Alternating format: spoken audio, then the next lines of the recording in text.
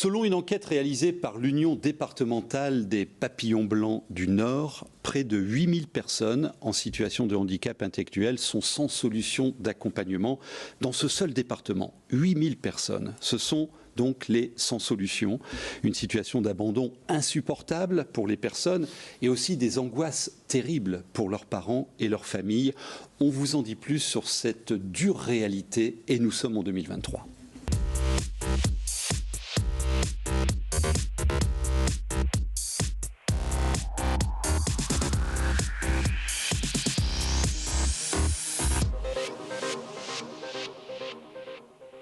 Pour l'instant, on n'arrive pas vraiment à se projeter. On a peur pour notre enfant parce que nous ne sommes pas éternels. Donc on est plutôt inquiet, on est plutôt en colère aussi, évidemment, contre les pouvoirs publics qui ne font rien pour créer des places pour tous ces jeunes qui restent maintenus en établissement ou parfois même qui se retrouvent chez eux avec leurs parents.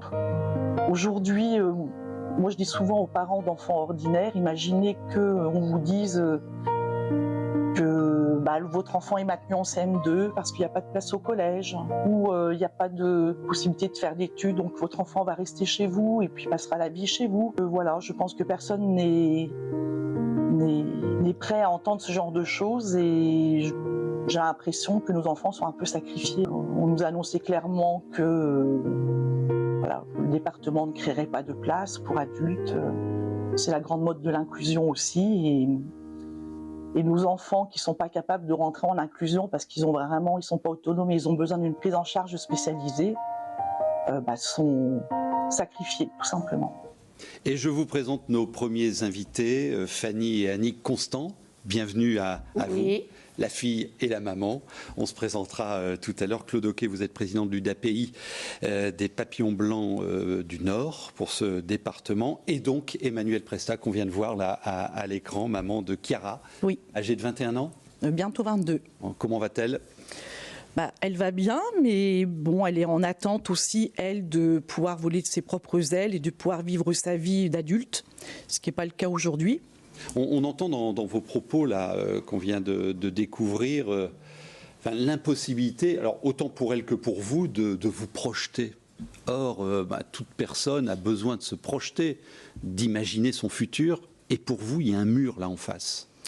Oui, il y a un mur, il y a un précipice, il y a un trou béant. Enfin, c'est vrai, quand on arrive à l'âge adulte, c'est compliqué de se projeter. Les dossiers sont faits dans les établissements. Il y a des années de liste d'attente. On sait très bien qu'une place se libère quand il y a un décès, pour le dire franchement. Donc les possibilités sont minces et parallèlement à ça, les pouvoirs publics ne souhaitent pas créer de place. Donc on n'est pas du tout entendu. Oui, je viens de voir à l'écran là derrière cette phrase « on est invisible ». Claude Oquet, parce que ce n'est pas la première fois que vous tirez la sonnette d'alarme, votre mouvement, vous restez invisible, il y a nos réponses face à vous. Pourquoi ? Tout simplement parce qu'en fait, il y a une volonté politique forte concernant la politique du handicap. Et on paye, je n'ai pas peur de le dire et je le redirai, on paye la politique qui a été mise en place par l'ancienne secrétaire d'État Sophie Cluzel, qui a axé toute sa politique sur l'inclusion et l'autonomie. Alors, il n'est pas question d'opposer l'inclusion avec les créations de places. Bien au contraire, il y a des choses qui ont été faites extraordinaires, notamment sur l'inclusion scolaire, notamment sur l'habitat inclusif, notamment sur le travail en milieu ordinaire. Mais tout un pan du handicap, notamment le handicap lourd, le polyhandicap, le handicap psy, ça a été complètement abandonné. Et le gros leitmotiv de ce gouvernement, puisqu'on est reparti là pour 4 ans à nouveau, et la nouvelle secrétaire d'État Madame Dariussec, qu'on entendra tout à l'heure, ne change pas d'un iota la politique qui avait été mise en place. Et donc, le sujet et le terme tabou aujourd'hui, c'est création de place. On ne veut pas créer de place. Et vous n'opposez pas le sujet de l'inclusion? Bien sûr que non. Et celui des places nécessaires pour accueillir vos enfants adultes. Ça, il faut bien le dire. Mais toutes les personnes en situation de handicap ne peuvent pas prétendre à l'inclusion. C'est illusoire de le dire et de le faire croire aux familles. On explique en 2 mots. L'inclusion, c'est l'accueil de la personne en situation de handicap en milieu ordinaire. C'est ça. Que ce soit dans des établissements de formation, dans des établissements de travail, dans tous les lieux de vie. Et donc vous nous dites, que vous vous opposez, et votre mouvement national aussi, au tout inclusion qui est alors on y reviendra tout à l'heure sur la posture gouvernementale qui est un leitmotiv national qui ne vous convient pas. Comment allez-vous, Fanny Constant? Ça va. Alors vous êtes où? Vous habitez où? J'habite Canfin-en-Pévèle. Canfin-en-Pévèle, c'est dans le nord. Ouais. Je peux me permettre de vous demander votre âge? Je peux me permettre de vous demander votre âge? Dans un an, j'ai 50 ans. Ah bah ça va se fêter alors. Où êtes-vous aujourd'hui et qu'est-ce que vous faites? Je suis partie de l'association des Papillons Blancs. D'accord. Cette association, depuis 15 ans, j'ai été aux ZAD, aux Papillons Blancs. Et après, je fais du... Qu'est-ce que vous aimez dans la vie? Des sorties. Après, je fais des sorties pour la cuisine commune et tout ça. Mm-hmm. Après, je fais des sorties pour aller à la ferme des Ondaines.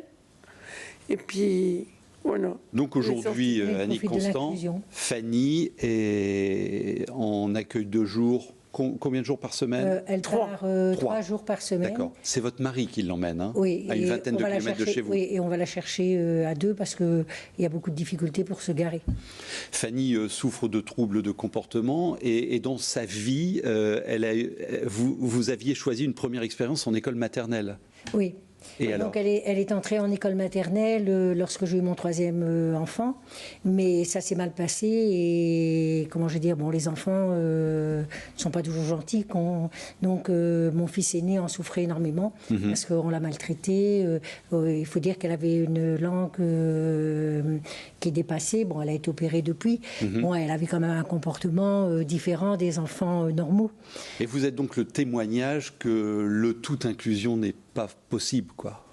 Non, parce que Fanny ne peut pas vivre en autonomie complète. Elle peut rester 1 heure seule à la maison, mais elle ne gère rien. Comment je veux dire, elle a encore quand même le comportement parfois d'une enfant de 5 ans. D'accord.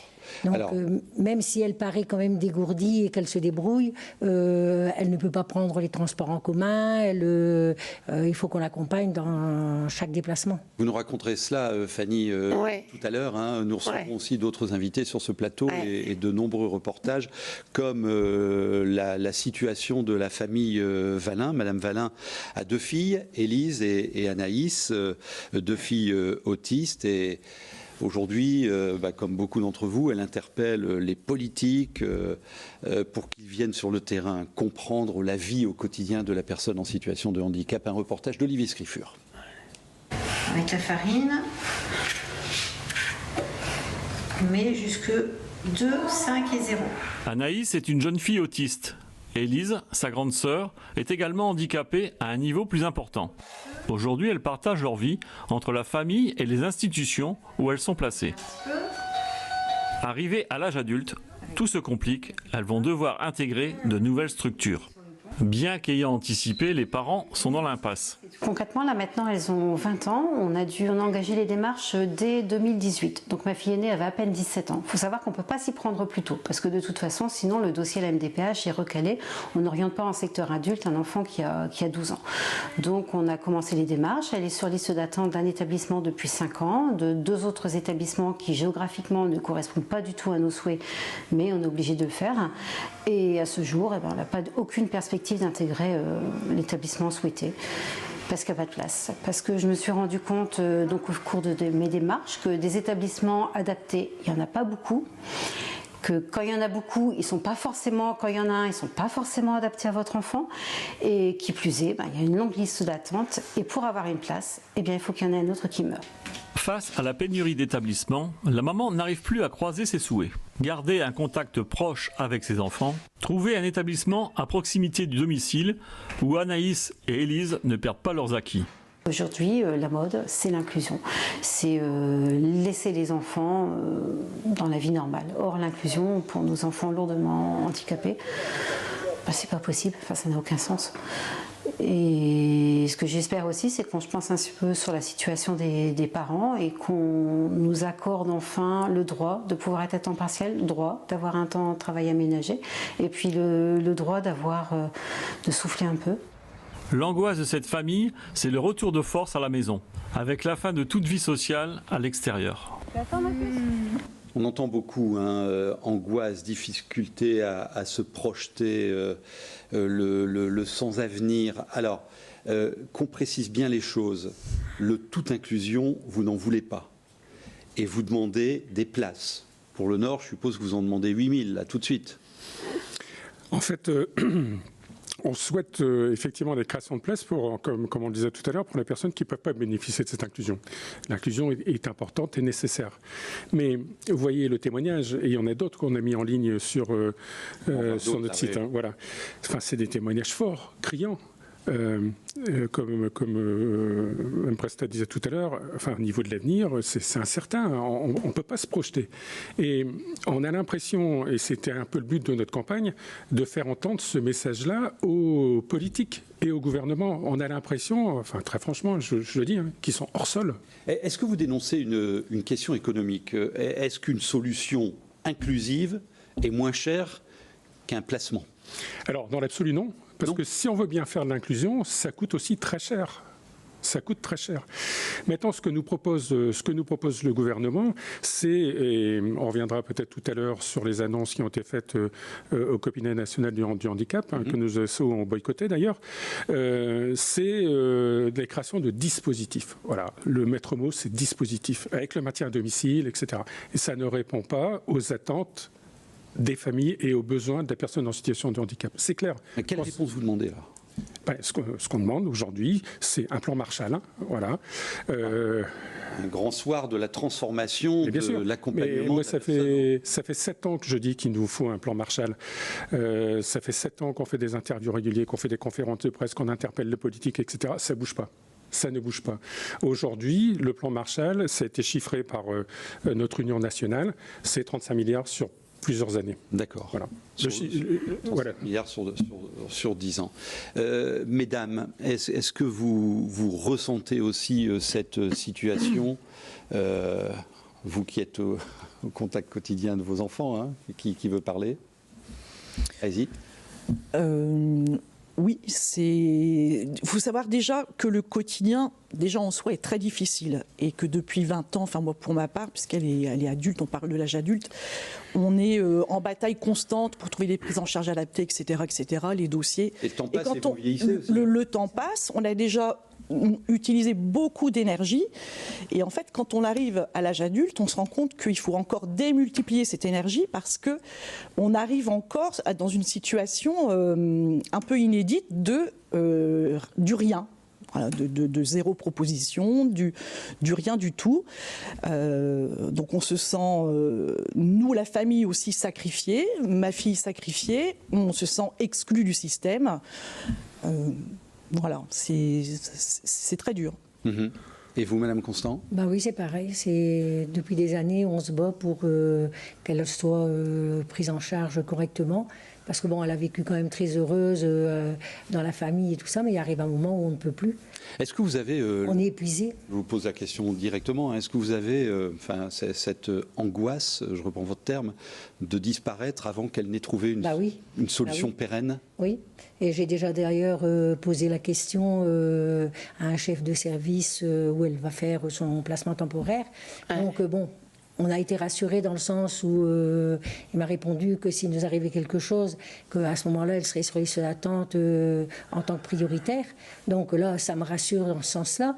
Bon, j'ai aussi 2 fils et il y en a un avec qui j'ai discuté qui m'a dit « Mais maman, tu sais très bien qu'on ne la laissera pas. » Mais nous, on n'est pas d'accord de laisser Fanny à nos enfants parce qu'on sait très bien ce qu'on a vécu pendant des années, surtout dû à ces crises de comportement, et on ne veut pas qu'il y ait la même chose dans les couples de nos enfants. Qu'est-ce que vous aimeriez, vous, Fanny? Moi, qu'est-ce que je veux dire? Vous aimeriez aller où? Tu aimerais bien avoir ton indépendance. Ouais, mon indépendance. Ouais. Et un logement? Un logement, oui. Ouais. Et c'est surtout un appartement que handicapé et puis voilà. Et l'indépendance, c'est quoi? C'est se faire à manger? Ouais, faire à manger. Avec d'autres, accompagner? Accompagner, ouais. Vous savez faire à manger? Ouais. Qu'est-ce que vous faites? Des fois, je fais de la soupe. D'accord. Après, je fais des fois beaucoup de choses avec papa et maman. Et ben voilà. Alors, quand Fanny Clodoquet nous dit je veux mon indépendance, c'est dans un logement accompagné, bien évidemment. C'est obligatoire elle est épileptique et c'est obligatoire qu'elle soit prise en charge. Mais l'autonomie, oui. Mais elle participe plus, quand elle est dans un centre, elle participe beaucoup plus aux activités que quand elle est chez nous. Ouais. Exactement. Alors, on reste sur ce sujet de votre revendication de place et d'accueil. Alors, il y a quelques jours sur ce plateau, nous recevions Geneviève Darrieussecq, qui est ministre déléguée chargée des personnes handicapées. Elle nous redit, alors nous donnerez votre commentaire, que la priorité, la ligne de conduite reste l'inclusion. Écoutez-la. Nous célébrons le 18e anniversaire de la loi handicap du 11 février 2005 qui a été votée sous Jacques Chirac et qui a été une grande loi parce on a changé de paradigme à ce moment-là dans notre pays. 18 ans après, ça va être l'occasion de faire un bilan aussi de tout ce qui a été réalisé, mais aussi du parcours qui nous reste à réaliser. Mais 18 ans après, bien entendu que l'esprit, c'est l'inclusion. C'est l'inclusion dans notre société, l'inclusion à l'école, l'inclusion dans les clubs sportifs, l'inclusion dans la culture, l'inclusion dans le travail. Nous devons aussi transformer l'école. Transformer l'école, c'est avec le ministre de l'Éducation nationale que nous travaillons sur ces sujets, transformer l'école pour accueillir ces personnes, bien sûr. Nous avons mis en place des unités, par exemple, pour prendre en charge les autistes dans les écoles maternelles, les écoles primaires, dans les collèges. Il y a des classes Ulysse qui se sont développées, dans les lycées également. Et nous devons poursuivre, bien entendu, cette impulsion. Nous devons mettre plus d'équipes médico-sociales dans les établissements scolaires pour aider les enseignants et les équipes pédagogiques à pouvoir prendre en charge ces enfants dans des classes classiques. Sa réponse reste donc l'inclusion et muscler l'inclusion. Alors écoutez, moi j'invite Madame Darrieussecq dans un de nos établissements qui accueille des autistes et qui parfois il faut 2 professionnels pour une personne accueillie. Je l'invite. J'ai déjà invité des députés qui prônaient également l'inclusion. Quand ils sont sortis de l'établissement, ils ont été choqués. Et quand je disais tout à l'heure qu'ils sont hors sol, et vous voyez bien que dans le témoignage et dans l'interview que vous avez présenté, c'est le cas. Enfin, c'est pas possible de tenir un discours comme celui-là. Ce n'est pas possible. Encore une fois, il faut aller jusqu'au bout de l'inclusion pour les personnes qui peuvent en bénéficier et qui peuvent user de cette inclusion-là. Mais moi, ma fille est polyhandicapée. Elle a 30 ans aujourd'hui, dire que parce qu'il y a un dispositif, il faut qu'on la maintienne à domicile et que c'est le souhait de tout le monde, etc. Je dis non. Est-ce que lorsqu'il y a une prise en charge dans un établissement, est-ce qu'elle n'y trouve pas sa place? Est-ce que c'est pas ça aussi l'inclusion? Sur la vie sociale, elle a des copains, des copines, etc. Donc, je pourrais vous raconter notre expérience pendant le confinement, où nous, on l'a gardée à la maison. Elle ne s'y retrouvait pas. Il y a eu un glissement, etc. Besoin de lien social. Mais bien sûr. De vivre la vie, normalement. Vous aimez bien, vous, Fanny, je suppose que c'est important pour vous de rencontrer des gens, des amis, des collègues. Oui. Qu'est-ce que vous faites avec eux? De temps en temps, je vois des autres personnes de cancer et tout ça. Et vous aimez ça? Ouais. Pourquoi? Parce que des fois, je m'en vais chez le kiné parce que j'ai besoin de rééducation et je les prenne de dos et tout ça. Alors, vous avez besoin de rencontrer les gens. Elle aime aller dans les centres, par exemple, en placement temporaire. Elle adore quand même retrouver ses copains et de faire des activités avec eux. Ouais. Écoutez aussi le témoignage d'Élodie Pigas. Elle est maman de 3 filles, dont 2 filles en situation de handicap. Dans ces 2 filles, je crois qu'il y en a une qui s'appelle Jade. Elle est sans solution parce que, à nouveau, pas de place en IME. Et elle nous confirme que l'inclusion n'est pas la solution. Je voudrais voir changer les choses en fonction du nombre de places qu'on octroie dans les IME. Puisqu'il n'y a pas assez de places, il faut toujours attendre. Les listes d'attente sont vraiment très grandes. Et du coup, ce qui fait que nous, les parents, on doit arrêter de travailler. Et c'est pas notre souhait numéro 1. On souhaite que nos enfants aient les mêmes droits que tout le monde. Et le droit aux soins fait partie des priorités. Le message à faire passer, c'est qu'il faut arrêter de vouloir inclure nos enfants en école traditionnelle, puisqu'il y a des handicaps qui sont trop lourds pour pouvoir les inclure. Autant pour les enfants qui sont déjà accueillis et nos enfants, c'est pas la bonne solution. Un enfant handicapé tel que Jade doit avoir une place en IME, avoir des soins constamment et non pas une scolarité classique. Donc il faut vraiment que nos enfants puissent avoir accès aux soins et c'est tout simplement ce qu'on leur souhaite. Finalement, vos demandes sont de bon sens, Ah oui. Ouais. simples. Comment vous accueillez les non-réponses? C'est un peu kafkaïen ce truc-là. Moi, personnellement, je ne comprends pas. Je ne comprends pas parce que j'ai encore vu, on a vu Madame Dariussec tout à l'heure à l'écran. Elle a été interpellée à l'Assemblée nationale par Madame Descamps, qui est sénatrice du Nord, qui elle-même a été interpellée par un groupe de parents qui sont épuisés et qui cherchent des solutions. Et Madame Dariussec a juste répondu tout ne s'est pas fait en un jour. Ben, oui, ça fait juste 30 ans qu'on attend qu'il y ait une politique correcte mise en place sur le territoire. Madame Constant? Ah oui, c'est pareil. Ouais. Moi, c'est pareil. Ouais. Pourquoi vous dites ça, Fanny? Parce que ça fait plus de 30 ans, c'est ça.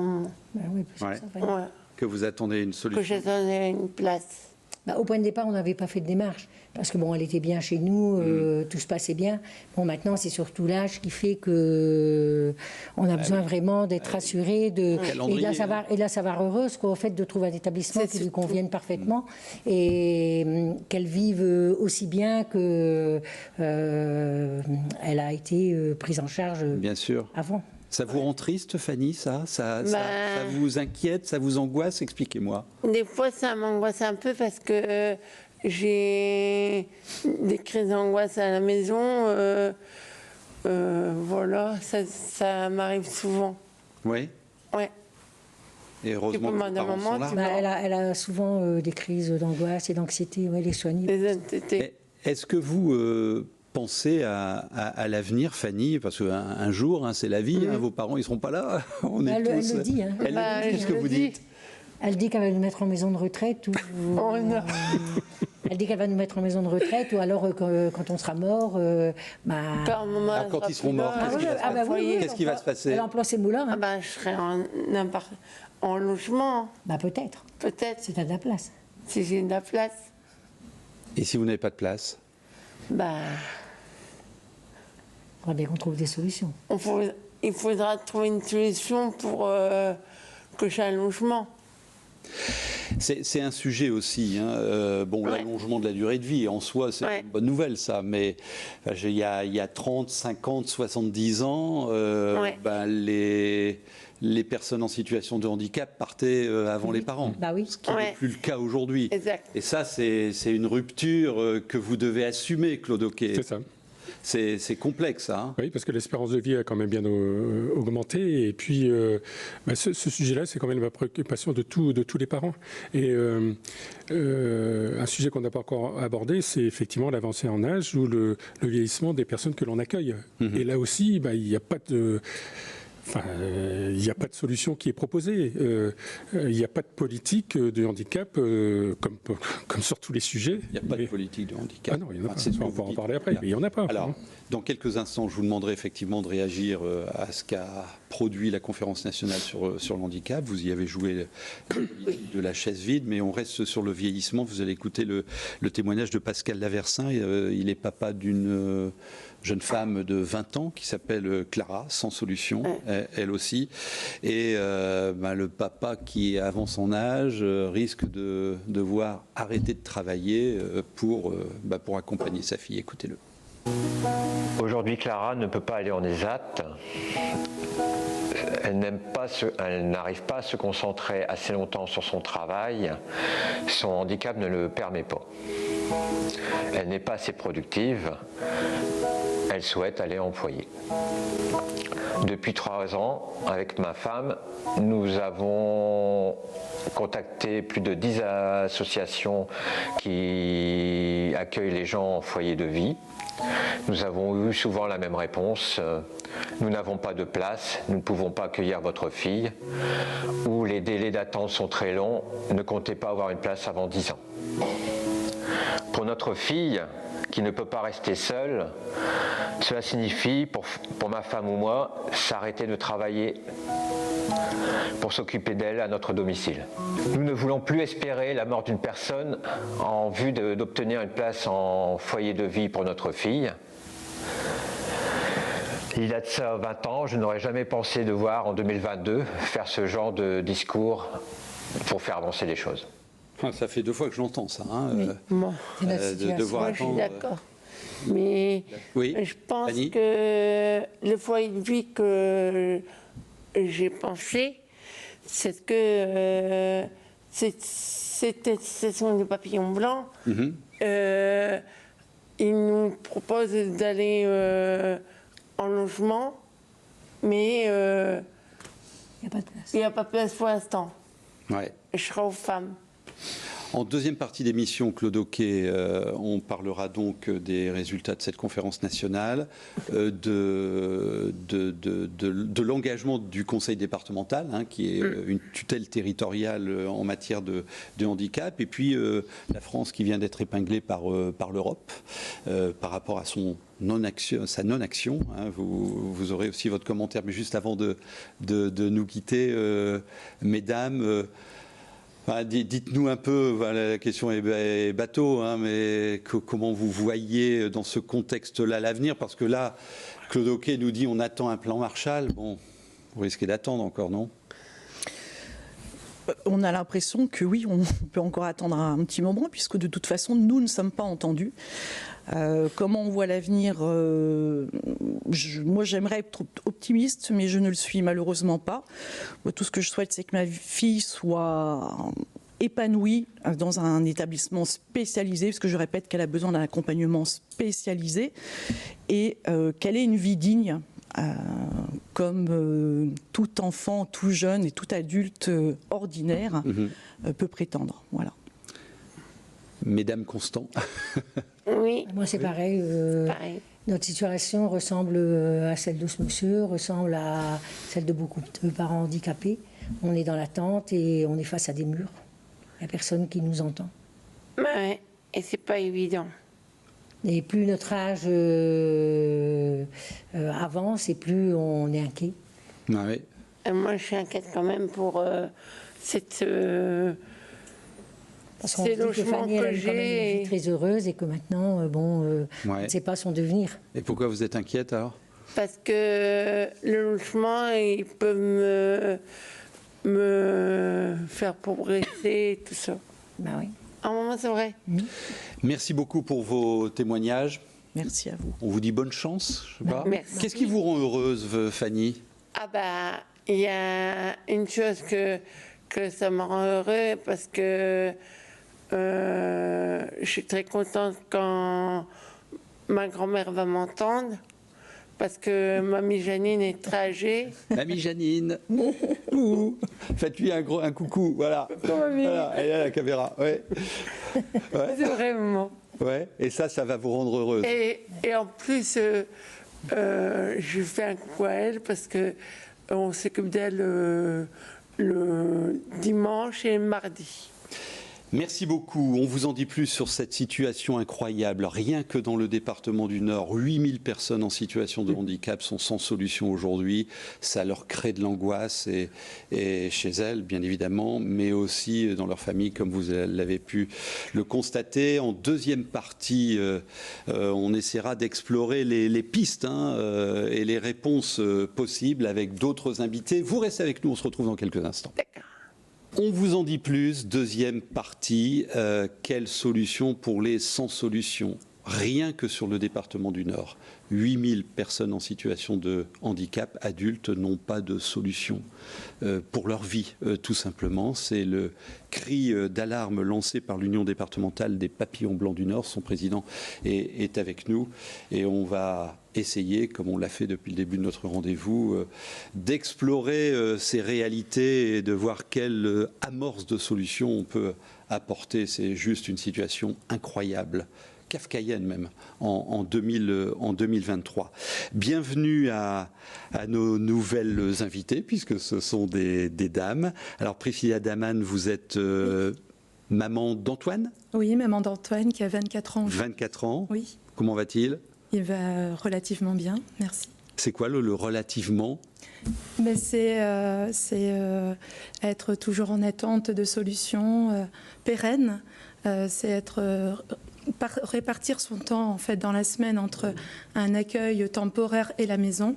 Et donc c'est le relativement bien, oui. Donc, actuellement, il est en accueil temporaire combien de jours par semaine? Il est accueilli 4 jours par semaine. D'accord. Et vous avez vécu ce... Alors, il faut préciser, oui. Il y a un âge fatidique qui est 20 ans. 20 ans. Avant, on est accompagné oui. par la loi. Oui. Il y a, et après, nos futurs.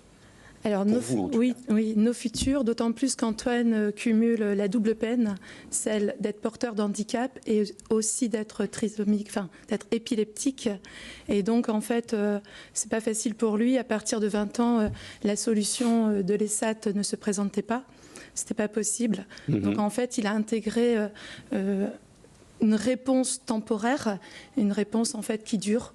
Qui est un accueil temporaire et qui. Ouais, c'est du provisoire qui dure. C'est que du provisoire et effectivement ça dure.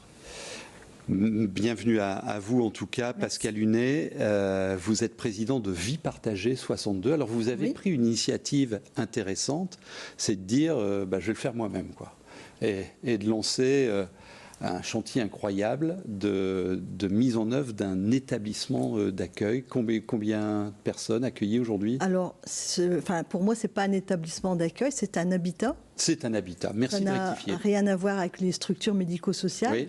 C'est juste complémentaire, en fait. Ça vient pour moi remplacer le lieu d'accueil familial. Et moi, j'y ai pensé très rapidement parce que j'étais déjà... dans les APEI aussi, puisque ma fille était accueillie et encore dans les APEI, puisqu'elle fréquente toujours les structures médico-sociales et ça me va parfaitement. Mais je me suis très vite rendu compte que Noémie, polyhandicapée, 2 autres enfants en bas âge, je me suis très rapidement dit, mais comment on va faire en fait pour bien s'occuper d'elle, parce que c'était ça aussi, tellement fatigant quand on va à la mer, il n'y a pas d'accès à la plage, quand on va au restaurant, ça dérange, quand on passe dans les rues, on nous regarde. Enfin, je veux dire, c'est tout ça qui fait que je me suis dit, mais nous, on ne sera pas en capacité non plus de lui offrir la vie qu'elle mérite. C'est un peu la culpabilité du parent que moi j'ai perçue et j'ai vite pris conscience aussi qu'après l'IME, il risquait de ne plus rien avoir. Et ne plus rien avoir, pour moi, c'était pas possible. Et donc, vous avez créé ce projet. Donc, comment peut-on accepter et imaginer que des personnes sur cette terre aient des sous-vies, des vies au rabais voilà, c'est ça. Et pourtant, ce sont vos réalités. Ouais. Bienvenue également à Ludivine Vitry. Vous êtes psychologue. Alors, c'est quoi votre métier dans cet univers du handicap? Moi, je travaille du coup en accueil temporaire. Donc, je vais entendre beaucoup de choses des personnes en situation de handicap. Beaucoup d'angoisse chez elles, justement, par rapport à leur avenir, pas savoir ce qu'ils vont devenir, où ils vont aller. C'est très angoissant chez eux et chez les familles. Et il y a des complications qui s'ajoutent aux complications parfois, comme la situation de Caroline. Vous allez entendre son papa, Didier Libzard, qui... alors Caroline est en foyer de vie à Denain, mais des complications médicales actuellement, donc difficultés supplémentaires pour l'accueillir dans un institut médicalisé parce qu'il n'y a pas de place. Écoutez. Elle est au foyer de vie à Denain. Ça fait 25 ans qu'elle est là-bas. Maintenant, ça passe. Trouver un centre médicalisé pour elle, pour qu'elle puisse s'y trouver bien, quoi. Qu'elle a plus sa place. Pour les problèmes de santé déjà, et puis pour les éducateurs. Bon, la solution pour moi personnellement, c'est qu'ouvrir au moins un centre, construire un bâtiment.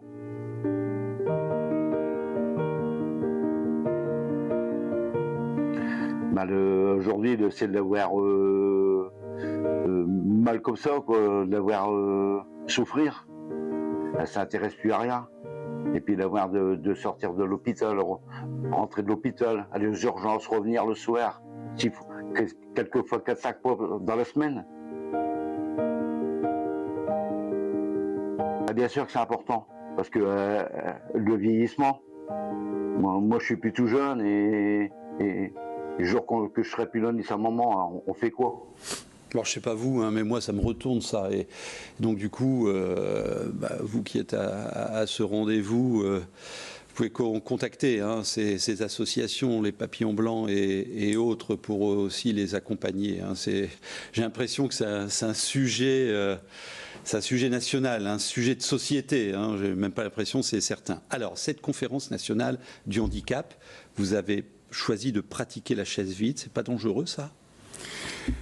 Alors pourquoi ça a été fait par nos instances nationales? Tout simplement, et on peut faire le rapprochement avec les dernières mesures sur les retraites qui ont été prises, il n'y a pas eu de concertation entre les associations et puis le gouvernement, si bien que les annonces qui ont été faites, ont été faites sans les associations les ont découvertes, ou alors si elles en ont eu connaissance, mais encore une fois, elles n'ont pas été associées parce que si elles l'avaient été, ce qui a été proposé, ça aurait peut-être été sûrement très différent. Alors néanmoins, dans ce qui est proposé, est-ce qu'il y a des points qui vous conviennent?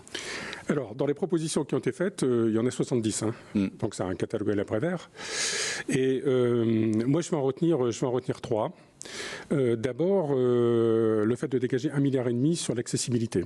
L'accessibilité au sens large. Alors, vous nous parliez de 35 milliards. 35 milliards. Mais c'est pas pareil. 35 milliards, c'est pour répondre et de construire une politique du handicap pour l'accueil des personnes qui ne peuvent pas prétendre à l'inclusion. Le 1,5 milliard, c'est sur l'accessibilité. L'accessibilité au sens large, c'est, comme vous disiez, la plage, prendre... Qui devait être réglé en 5 ans après la loi de 2005. C'est ça. Non mais voilà, c'est ça. Par contre, il y a une chose très importante dans ces 1,5 milliards, c'est de pouvoir offrir la possibilité aux personnes en situation de handicap et en fauteuil de pouvoir assister aux Jeux Olympiques, quoi. Enfin, je plaisante en disant ça, mais à un moment donné, il faut arrêter. Donc, 1,5 milliard, ça ne sera pas suffisant. 2 jours après, on nous annonce 2,5 milliards pour les pistes cyclables, quoi. Voilà. Donc, je n'oppose pas les uns et les autres, mais il y a des priorités. La deuxième chose sur laquelle il faut qu'on reste vigilant, et là aussi c'était un effet d'annonce, c'est sur le remboursement des fauteuils. Oui. Voilà. Donc les fauteuils, un fauteuil aujourd'hui, ça coûte entre 550 ou 580 € de remboursement par la sécurité sociale, et ça peut aller jusqu'à 60 000 €. Bien. Est-ce que ça va avoir le même système que les lunettes, c'est-à-dire rembourser le bas de gamme? Or, on sait que si une personne a besoin d'un fauteuil à 60 000 €, ça impose une coque, des points de tension, etc., etc. Bien. Donc, beaucoup de questions. Et la troisième chose sur laquelle je vais revenir, c'est sur la création de dispositifs. C'est-à-dire notre président nous dit, on va créer 50 000 dispositifs. Pour la petite histoire, 8-10 jours avant, la secrétaire d'État a fait une déclaration et a été invitée à l'Association des départements de France. C'était pas 50 000, mais 10 000. Voilà. Et pour la CNH... Donc, dispositif méfiance, quoi. On ne peut pas multiplier comme ça le nombre de dispositifs par 5. Ce sont des dispositifs, ce ne sont pas des créations de places. Donc, lorsque dans l'interview de la secrétaire d'État, on nous dit inclusion, inclusion, inclusion, et on va aller chercher des professionnels dans le médico-social pour les mettre dans le milieu scolaire, donc on déshabille Pierre pour Paul, et surtout en filigrane, c'est que le gouvernement, depuis 7 ans maintenant, souhaite la désinstitutionnalisation, c'est-à-dire que même s'il ne veut pas fermer les établissements qui existent aujourd'hui, veut réduire le nombre de places qu'il y a dedans. Voilà. Donc on va encore aggraver les choses. Sous le nom... Donc vous êtes dans des impasses là. Ah oui, enfin... Ouais. Quand est-ce qu'ils vont nous entendre ? Vous êtes des invisibles, c'est ce que vous dites. Quand est-ce qu'ils vont nous entendre? Alors, on réécoutera tout à l'heure la ministre déléguée en charge du handicap. Antoine, 24 ans, ne sera jamais autonome. Non, jamais. Qu'est-ce qu'il formule comme envie et comme souhait partagé avec ses parents? Est-ce qu'il formule « je veux avoir un logement » Enfin, qu'est-ce qu'il exprime? Alors, on a visité donc un foyer de vie pour lui et ça l'a rassuré pour l'avenir parce qu'on en parle un peu. Voilà, donc il nous voit aussi épuisé. C'est lui à l'écran là, hein? Oui. Pardon. Ouais, vous avez les écrans là partout. Oui, c'est lui. C'est lui, effectivement. Donc, être à la maison, c'est pas une solution pour lui. Il veut voir des copains. Il l'exprime. Il n'exprime pas bien, mais quand même, quand il vit des moments joyeux, il veut y retourner. Et il sait que dans un avenir, parce qu'on en parle beaucoup, est-ce qu'il comprend tout? Je ne sais pas le dire. Mais dans un avenir, effectivement, il faudra trouver une solution. Vous êtes en liste d'attente depuis 6 ans. Oui, monsieur. Et la liste n'a presque pas bougé. Non, il est 9e en liste d'attente. Donc, il faut un départ, donc un décès. Ça, c'est la réalité. Et 2, 3. Pour libérer de la place. Ouais. Alors, on va le retrouver, Antoine, avec votre mari, à l'accueil de jour. À l'accueil temporaire. À l'accueil temporaire. J'insiste sur ce mot. Et c'est un reportage de Louise Brandy. Oui.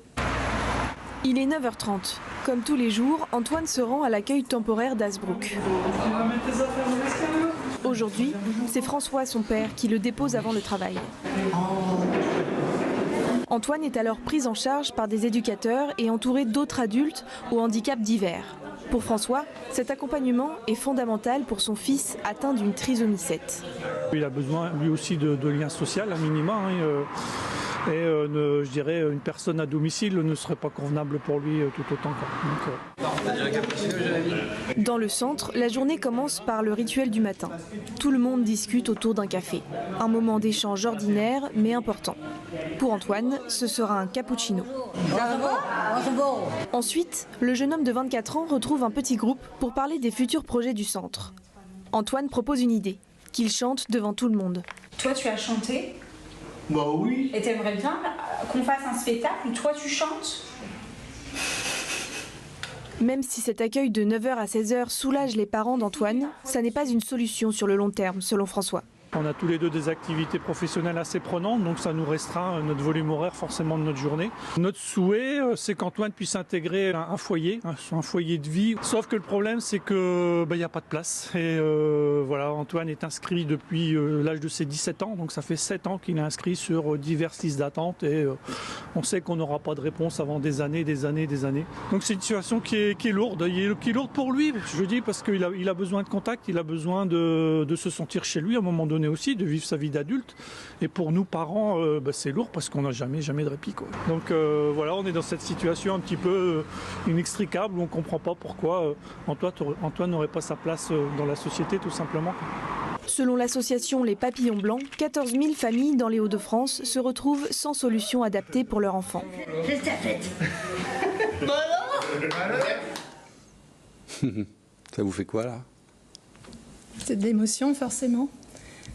Quand je vois sourire, il est heureux, mais voilà, nous on a les vraies questions à côté, des questions de parents. Et des questions sans réponse. Des questionnements pour l'avenir, pour demain. Voilà. Alors, dans l'organisation de l'accompagnement des personnes en situation de handicap. Il y a l'État, on en a parlé, il y a les conseils départementaux, c'est un peu votre tutelle territoriale, on va dire. Hein. On avait invité les vice-présidents en charge du handicap Nord-Pas-de-Calais, ils n'ont pas voulu venir, hein, parce qu'on a lancé l'invitation il y a un mois. Quelles sont leurs capacités à apporter des réponses pécuniaires aux besoins que vous avez? On va se dire les choses. Il y a intérêt. Hein? Alors, aujourd'hui, il n'y a pas de politique et il n'y a pas de feuille de route concernant le handicap. Dans nos départements, là? Oui. Ouais. Je le dis. Ouais. Et ce n'est pas une priorité pour notre département. Voilà. Maintenant, il faut relativiser les choses. Le département fait aussi avec les fonds qui lui sont accordés. Bien. Comme l'ARS. D'ailleurs, c'est nos deux financeurs principaux. Agence régionale de santé. C'est ça. Ces fonds-là viennent de la CNSA, Caisse nationale de solidarité à l'autonomie. Si elle ne débloque pas les fonds, il n'y aura pas de création de place. Maintenant, elle aussi intervient en fonction des directives gouvernementales.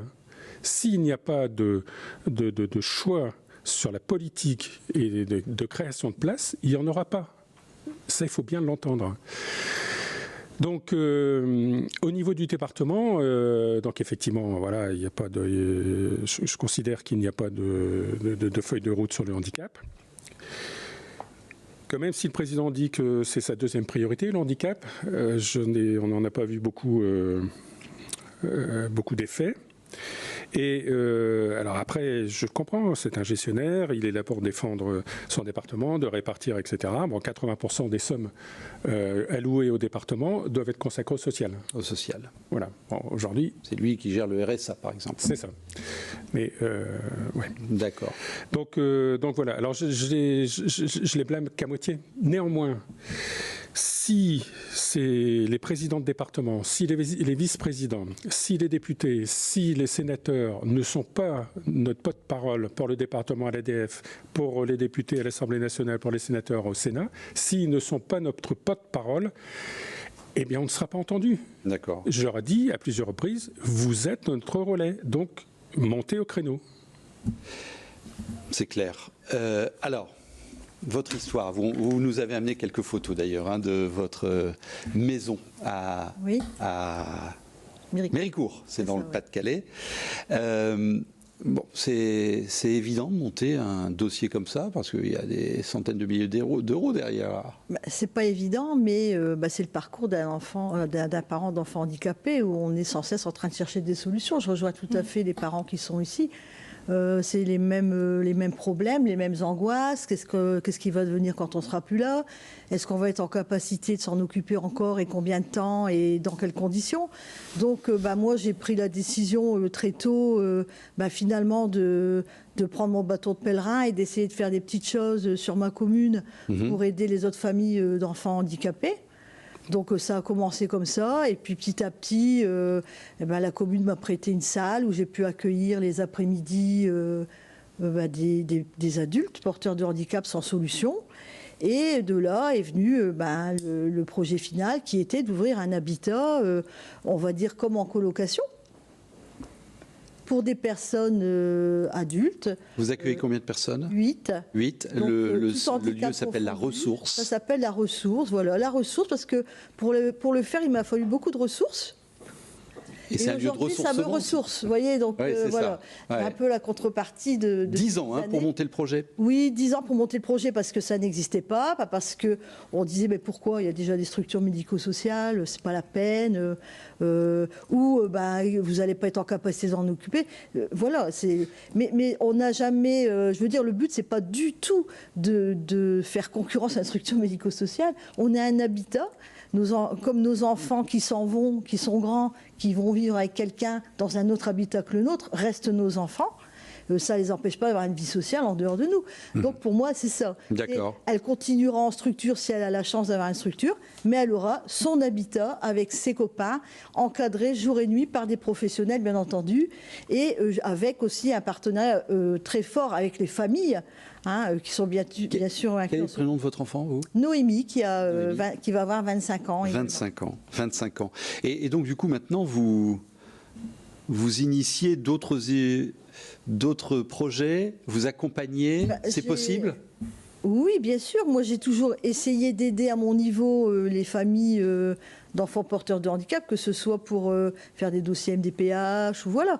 Parce que je trouve que c'était beaucoup trop compliqué d'être parent d'enfants handicapés. C'est pas possible de devenir d'un jour à l'autre parent d'enfants handicapés. De se retrouver pas de travail, une cassure sociale pas possible. C'est pas possible, quoi. On peut pas faire ça. Donc, il faut aider les autres. Alors, merci pour votre engagement. Alors vous, votre métier de psychologue, donc à l'écoute, ça se joue en face à face, vous êtes avec la personne, vous l'écoutez, vous l'aidez à verbaliser, comment ça se passe, qu'est-ce qu'elle vous dit ? En général, du coup, c'est les personnes qui viennent vers moi, qui sont vraiment en demande de me parler. D'accord. Donc j'ai un bureau, je les reçois en face à face, en général seuls, parfois avec un éducateur parce qu'ils en ont envie, et que ça permet pour eux de verbaliser mieux. Et du coup, c'est beaucoup d'angoisses qui sont racontées sur l'avenir, sur... Comment ils le disent ? Un peu comme Fanny tout à l'heure, là. Oui, c'est ça. C'est je veux mon indépendance, je veux mon logement, je veux mon chez-moi. Et actuellement, ils sont sur liste d'attente. Il y a encore des années d'attente et ils ne savent même pas finalement dans quel logement ils seront. Est-ce que ce sera un foyer de vie ? Est-ce que ce sera une colocation ? Enfin, c'est pas évident. Et quelles sont vos réponses, vos capacités de réponse pour désangoisser, pour donner de la perspective à ces personnes ? Il n'y a rien de pire que d'avoir un mur devant soi. Mais c'est pas évident, on n'a pas vraiment de réponse à leur donner. Je devine. Ils savent qu'ils sont chez nous, qu'on les abandonnera pas, qu'ils resteront chez nous le temps qu'ils trouvent leur solution. Mais on ressent aussi que c'est pas forcément ce qu'ils veulent non plus, eux, d'être chez nous, en fait. Est-ce que vous arrivez à leur faire éviter le sentiment d'abandon ? C'est ce qu'on espère quand même, parce que le fait de venir à l'accueil temporaire, c'est aussi avoir une vie sociale, donc éviter d'être isolé, de toujours être chez les parents. Donc, par le lien social, on espère qu'ils ne se sentent pas abandonnés. Alors, on voit aussi que pour des personnes qui arrivent à 60 ans, il y a un plan B qui est l'EHPAD. C'est une bonne solution, ça ?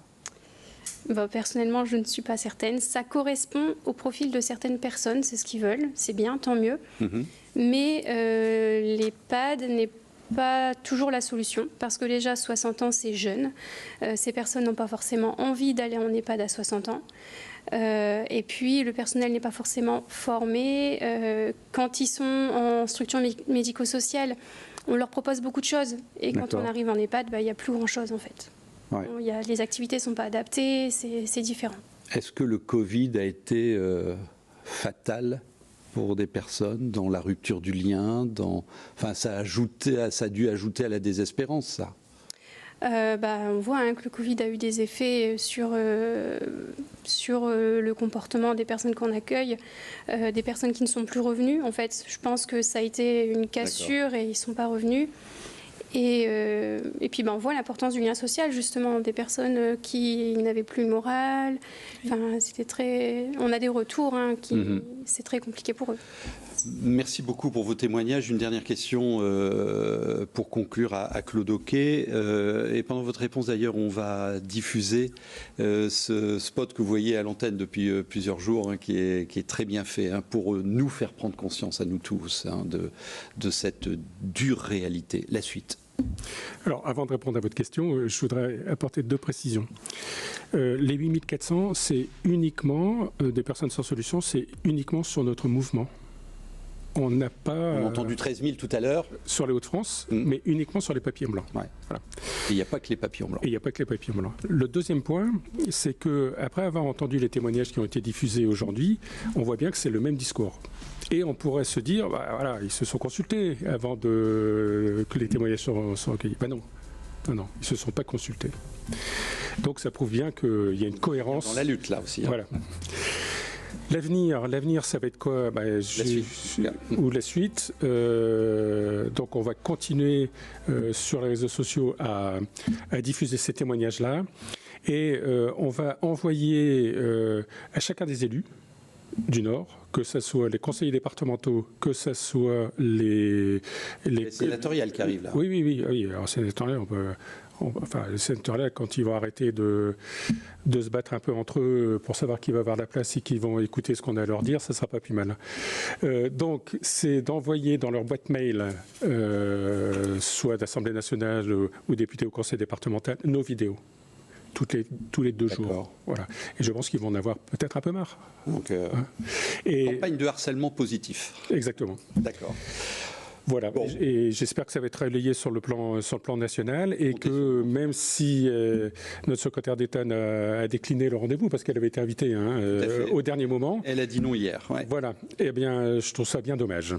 Elle devrait venir à la fin du mois dans cette région pour aborder le sujet des placements en Belgique. On n'en a pas parlé, mais... Des solutions, oui, c'est un autre phénomène très important. Merci en tout cas à vous toutes. Merci à vous tous pour votre témoignage, sujet d'ampleur, une grande cause régionale et nationale. J'espère que ça vous a éclairé. Je vous retrouve la semaine prochaine pour ouvrir un autre dossier des Hauts-de-France. À bientôt.